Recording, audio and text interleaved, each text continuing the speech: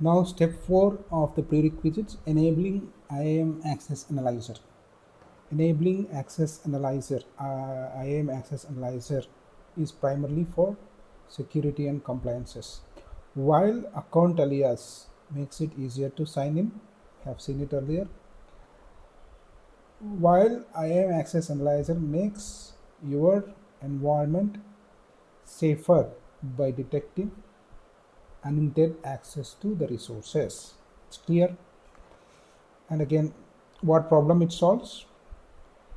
It's easy to, in AWS, it's easy to accidentally make resources accessible to public internet, another AWS account, and external user roles.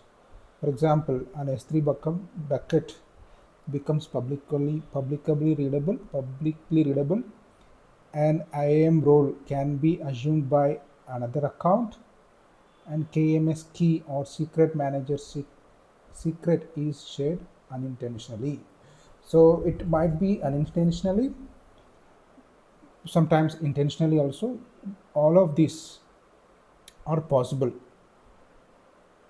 making resources accessible to public and to another account, external users or roles, to external users and roles. And for example, making S3 bucket becomes publicly readable the moment you create S3 bucket.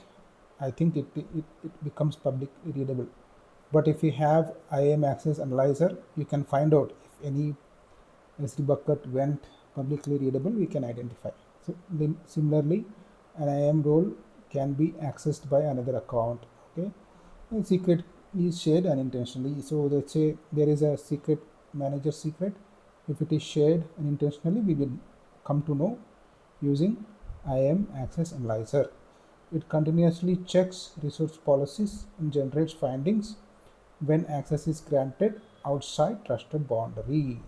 So outside trusted boundary, some access is granted, it will be fine.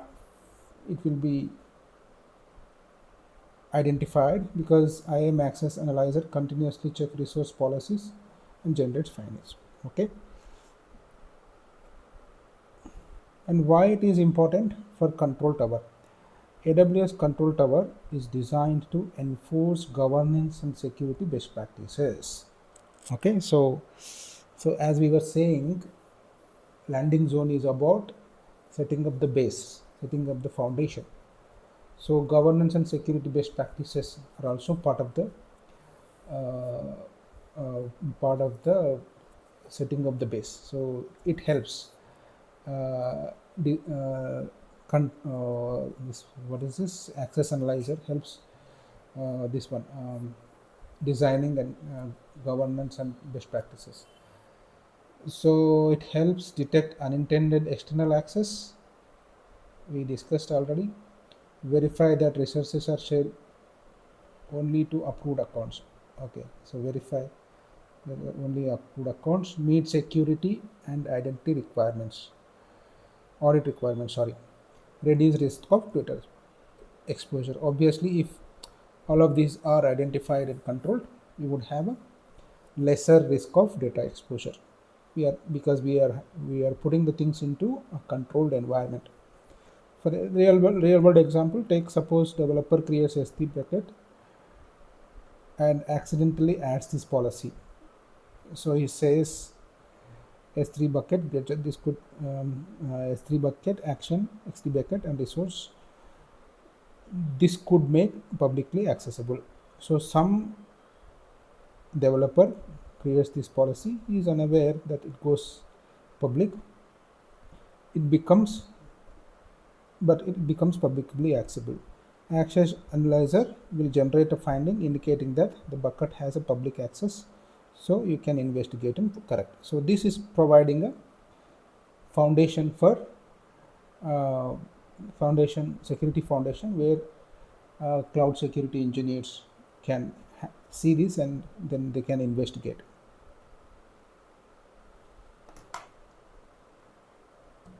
Is it mandatory for AWS? To function, for functioning, no, for functioning it is not mandatory, but this is a security best practice. As we were saying, in the landing zone, we are not only setting up the base for identity and network kind of fundamentals, we are also setting up base for security. So as a security best practice, it is recommended. Okay, so in one sentence, if you want to say, yeah, again we discussed that account alias make it easier for sign-in. IAM access analyzer makes environment safer by detecting unintended access to the resources. We already discussed this. So now I will go ahead and try to enable the IAM access analyzer. We understood why it is needed. Now let's see how to do it. Okay, I am in AWS console, administration console. I need to go to IAM and go to under access report, access analyzer, and then we can just read about how it works and all that, and then create the analyzer.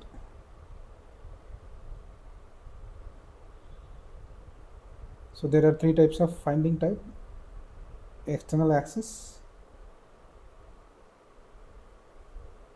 Okay, so now when I click on create analyzer, there are three finding types: resource analysis,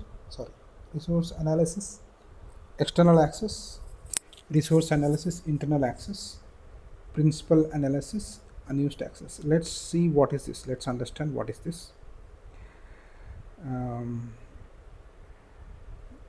Yeah, so the first one, resource analysis, external access. This means it scans the resources based on policies within the current AWS account to check if any resources are inadvertently shared within an external entity outside your zone of trust. If any resource is shared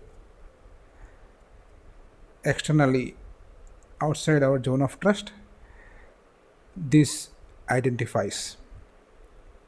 And the next one, resource analysis, internal access. This scans critical resources inside your organization or AWS account, verify which internal identities have permissions to access them. So it will see every resource or critical resources and find out who has the access, with this we can make sure that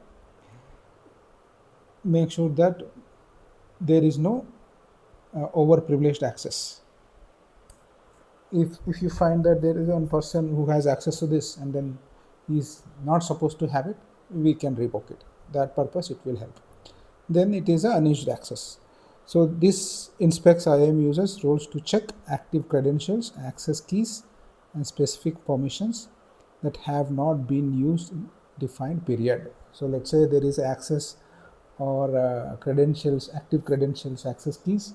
If they are not being used for some time, let's say you can set 30 days, 60 days, 90 days, based on that policy, it will identify that access.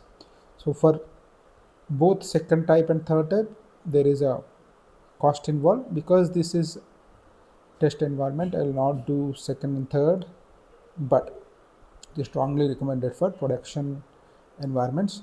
I would only do the external access now. Okay, I have selected external access analysis. I am giving the name external access console analyzer. Maybe you can remove this extra information, that's fine. This should be okay.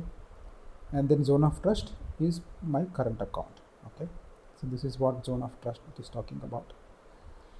If you want to add a tag, you can add, which is optional.